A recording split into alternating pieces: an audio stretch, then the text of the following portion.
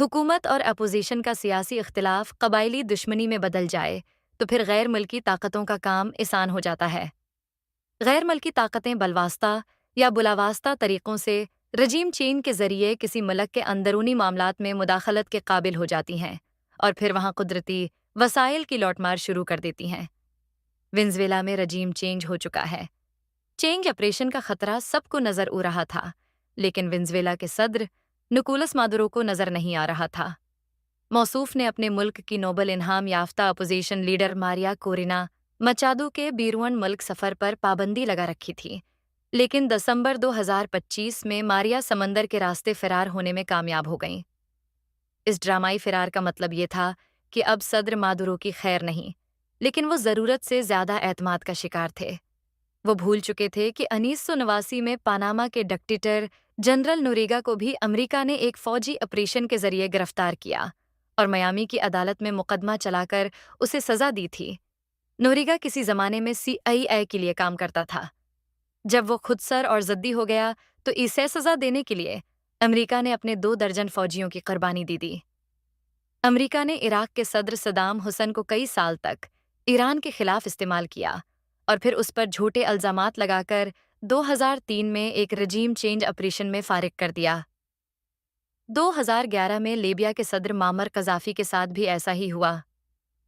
ماریا کورینا مچادو کے وینزویلا سے فرار کے بعد امریکی میڈیا میں یہ خبریں انہیں لگیں کہ ایران نے وینزویلا میں ایک نیول بیس حاصل کر لیا ہے اور وینزویلا نے ایران سے مہاجر سکسن نامی ڈرون طیارے خرید لیے ہیں۔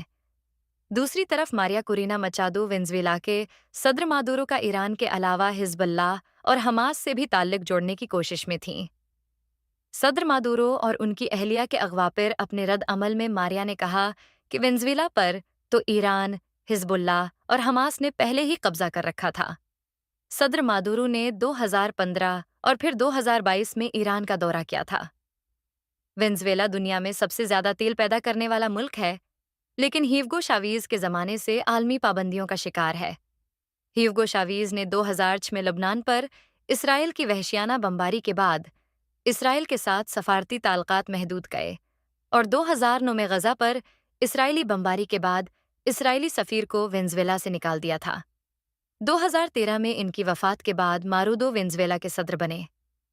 2025 میں اسرائیل اور امریکہ نے مل کر ایران پر حملہ کیا تو ایران نے جوابی حملوں کے ذریعہ اسرائیل کی فوجی طاقت کا بھرم توڑ دیا۔ ایران اور اسرائیل کے جنگ کے بعد وینزویلا نے ایرانی میزائلوں میں دلچسپی لینی شروع کی۔ وینزویلا اور ایران میں بڑھتا ہوا فوجی تعاون امریکہ کے لیے خطرہ تھا، کیونکہ وینزویلا اور امریکہ میں زیادہ فاصلہ نہیں ہے۔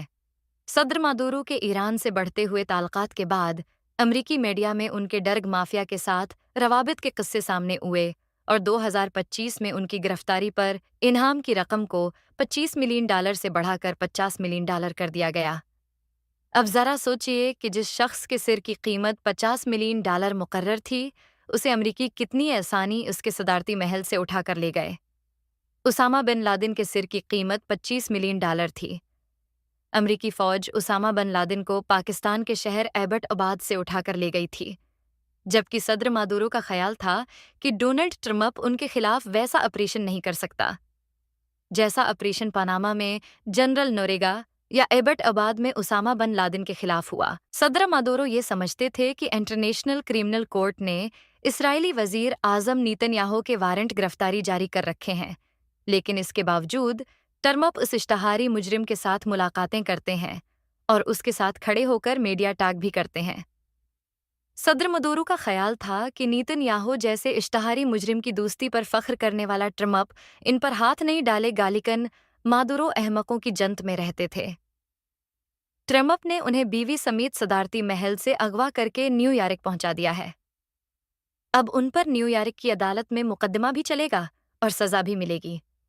نیو یارک کے میئر زہران ممدانی کی مخالفت بھی انہیں بچا نہیں پائے گی۔ چین، روس، برازیل، کیوبا اور ایران سمیت کئی ممالک نے وینزویلا میں اس رجیم چینج آپریشن کو بین الاقوامی قوانین کی خلاف ورزی قرار دیا ہے، لیکن امریکہ ایسا ہی ایک اور آپریشن ایران میں بھی کرنا چاہتا ہے۔ بعض اطلاعات کے مطابق امریکہ نے ایسے ہی ایک آپریشن کا منصوبہ افغانستان کے لیے بھی بنا رکھا ہے، لیکن یہ آپریشن ایران میں کامیابی کے بعد ہوگا۔ اصل بات یہ ہے کہ وینزویلا کے صدر نکولس مادورو نے گزشتہ سال منعقد ہونے والے انتخابات میں ماریا کورینا مچادو کو حصہ لینے کی اجازت نہیں دی۔ وینزویلا کے الیکشن میں کھلی دھاندلی ہوئی، جس کے بعد حکومت اور اپوزیشن کی سیاسی لڑائی میں امریکہ کو مداخلت کا موقع مل گیا۔ بظاہر امریکہ نے وینزویلا کے صدارتی محل سے ایک ایسے شخص کو اٹھایا ہے جس کے سر پر $50 ملین کا انعام مقرر ہے، لیکن سب جانتے ہیں کہ امریکہ کا اصل ہدف وینزویلا میں تیل کے ذخائر ہیں۔ رجیم چینج کے بعد وینزویلا میں تیل کے ذخائر امریکہ کی آئل کمپنیوں کی دسترس میں اچکے ہیں۔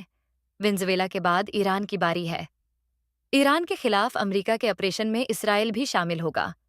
روس اور چین اس صورتحال میں خاموش نہیں رہیں گے اور دنیا ایک بڑی جنگ کے خطرے سے دوچار رہے گی۔ پاکستان کے لیے تیزی سے بدلتی ہوئی عالمی سیاست میں بیک وقت امریکہ اور چین کو خوش رکھنا بہت مشکل ہوگا۔ پاکستان ٹرمپ کے غزہ امن پلان کے لیے اپنی فوج بھیجنے کے لیے تیار نہیں۔ ایران کے خلاف رجیم چینج آپریشن میں بھی پاکستان بہت اہم ہوگا۔ پاکستان کو ایسے کسی بھی ایڈونچر سے دور رہنا ہوگا جو پاکستان میں نفرتوں کی آگ بھڑکانے کا باعث بنے۔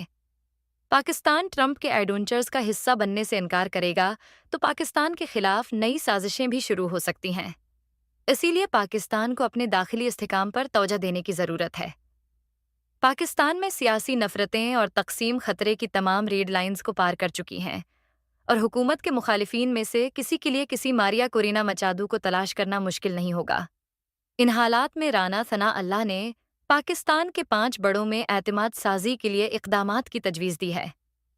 ان کا کہنا ہے کہ صدر زرداری ان کی اس تجویز کے حامی ہیں، لیکن ہماری اطلاعات کے مطابق صدر زرداری فی الحال عمران خان کے ساتھ مفاہمت یر تیار نہیں، اور خود خان صاحب بھی صدر اور وزیر اعظم سے مفاہمت پر تیار نہیں۔ سیاسی اختلافات کا قبائلی دشمنی بننا بڑی بدقسمتی ہے۔ پاکستان کی حکومت اور اپوزیشن کو وینزویلا کے حالات سے سبق سیکھنا چاہیے۔